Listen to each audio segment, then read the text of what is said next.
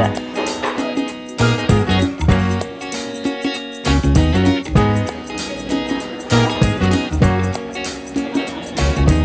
I wasn't expecting that, but that was a good surprise.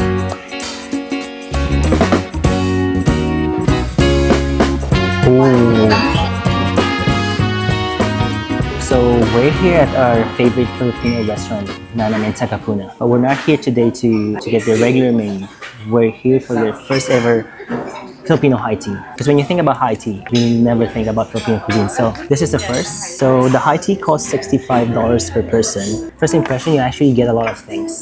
So you get about 7 savouries. So you got a good mix of, you got wagyu, you've got caramelized pork, you got ensalada, which is like a eggplant salsa. You get chicken, you get prawns. So you pretty much get every protein, and you also get about you get 2 scones, 5 sweet desserts, and a selection of beverage. Yeah, join us. So we're excited. So it's Flores de Mayo. So the theme is floral. So we've got floral notes type of tea. So we're starting off with choosing our tea. So they have 3 selections. I think this is the jasmine or sampaguita, so which is a stronger tea flavor. Ooh, this panna is really, this one smells so good. And I think if you want to go for the sweeter tea, you go for the red tea. So our drinks have arrived. Okay. One thing first I want to point out is the attention to detail. Look at the plates. Look at this teapot. I mean, so I actually changed my mind and I ordered a different drink. I saw that they have the calamansi iced tea. If you haven't had calamansi, it's like, I'll say the Filipino version of yuzu, or like a Philippine lime. If you never had it, highly recommend. This one is the ensalada. You've got the tapa slider, calamansi prawns, and the barbecue and cucumber chicken sandwich.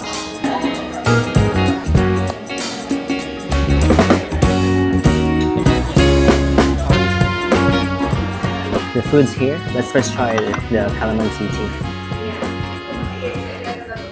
Oh, it's very citrusy, very warm, just very comforting. They use fresh calamansi, which is very hard to find here in New Zealand. What I remember from this is the yuzu warm drink that I had in Japan.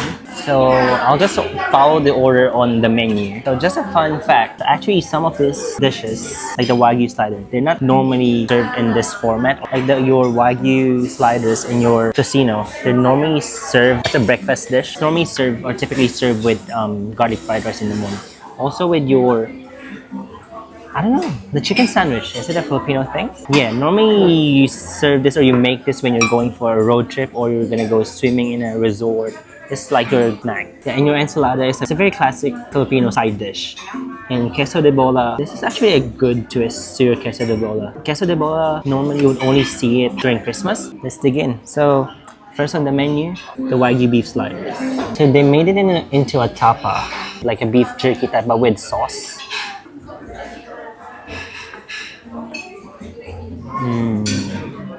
That's so tender. That beef is so tender. I think the sauce is like a chimichurri sauce. Very simple beef sliders, but the brioche bun's really soft. The beef's really tender. So next on the list is the tocino or caramelized pork. Kind of like their version of a Korean sam. They have sushi rice, got lettuce at the bottom, I think pickled onions, and your pork. So tocino is also normally served with garlic rice for breakfast.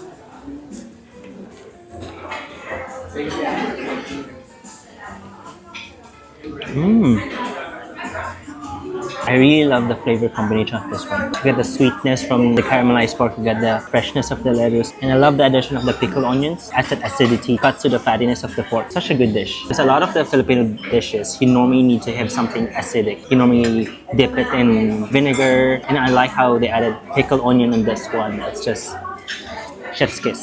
Next on the list is the ensalada.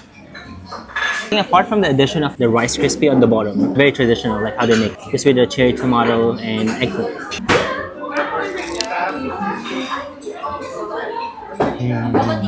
Just a very classic and traditional Filipino side dish. Very fresh. Love the addition of the rice crispy because it's a good vessel to hold the mushy eggplant. Next is your chicken cucumber sandwich.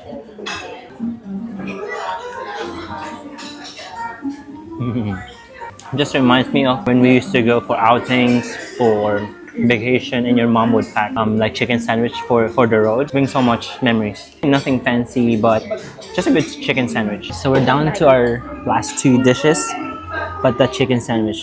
Very simple dish, but I love the addition of the cucumber. Adds that crunch and that freshness. On to the next dish, cheese pimiento or the queso de bola.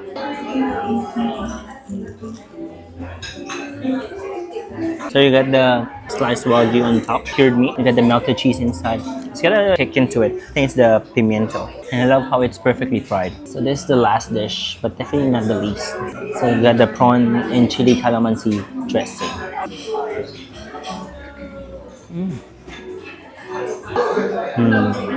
Yeah, I think the closest thing that I could describe this dish is close to a ceviche. It's very fresh, very light. I think that's a good ender, and I think we made a good decision ordering the calamansi tea. And yeah, savory's done, so we're ready for dessert. So this one, I suggest not to eat the calamansi first. So it's sour, so it will affect the rest of the food.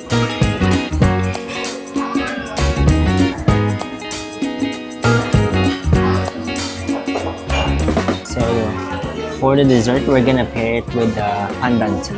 So we were told to start from the bottom, which are the more plain flavored ones. Plain scones or panna cotta. We move up to the top tier. So we'll start with the plain scones.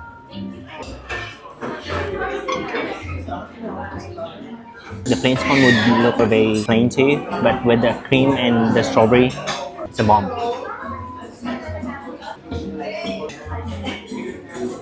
Ooh. Has some dried mangoes in it.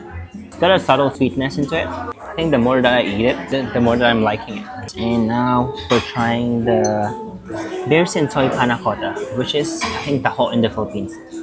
So fun fact about Taho, they sell it in like just two like big buckets and they carry it with a stick on their back. So this is like a fancy version with the berries and yeah. So let's try it.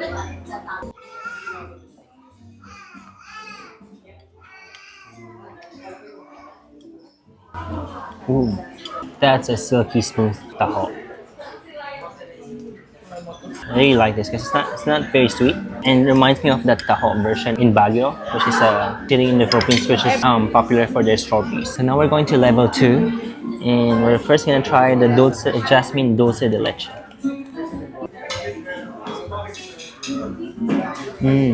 Ooh.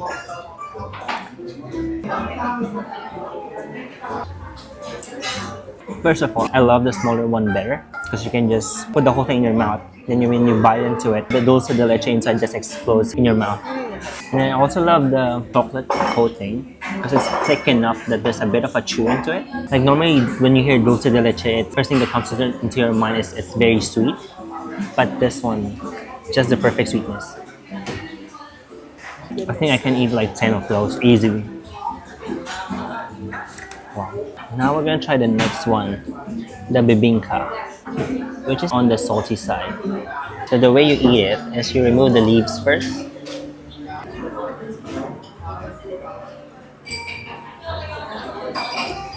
Ooh. So there's like a slab of coconut inside and also salted egg. Wow. I wasn't expecting that, but that was a good surprise. So traditionally, it's a must to have salted egg in bibingka because it balances the sweetness of the pastry. In the Philippines, normally you would see a lot of it during Christmas. Now, we're going to the final level. So we've got the ube macarons and the calamansi merang tart. Now, we've been seeing a lot of ube desserts in Auckland recently. Ube is becoming more popular now. Ooh.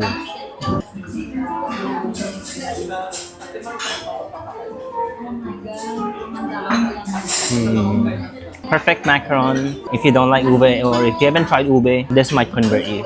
Considering how hard it is to make a perfect macaron, because there's so many techniques that you have to do perfectly to make a good macaron. For our last dessert, another calamansi flavored pastry, which is the calamansi tart.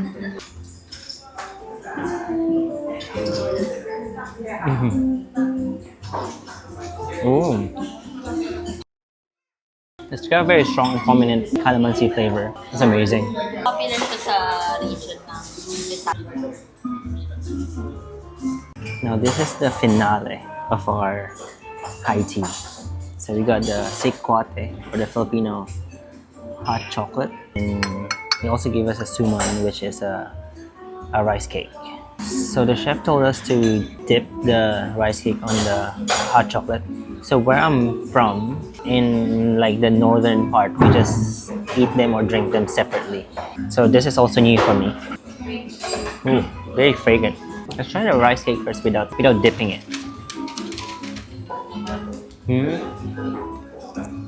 Love the sweetness. And the hot chocolate is, I think, thicker than what you normally get from a cafe. Ooh, look at that.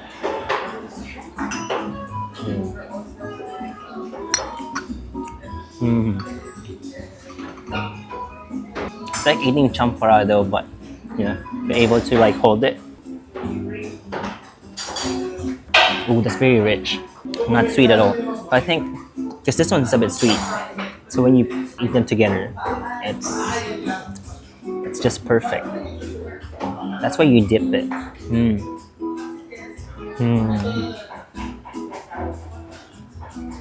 So that was a good experience. I don't know, just the way how they conceptualize every dish, like just the details that was into it. Just putting high tea and Filipino together, that's just mind-blowing for me. I've never had imagined that I would ever experience it, and now it's here. And the thing about their menu is everything was well crafted, well thought of, like everything is a highlight. So this hot chocolate drink is a perfect way to end this perfect meal. So yeah, you should try it. If you haven't tried Filipino food, I think it is also a good introduction. You get to try a lot of different dishes. So what else to say? You should come here, try it, and we'll see you on the next video. Bye!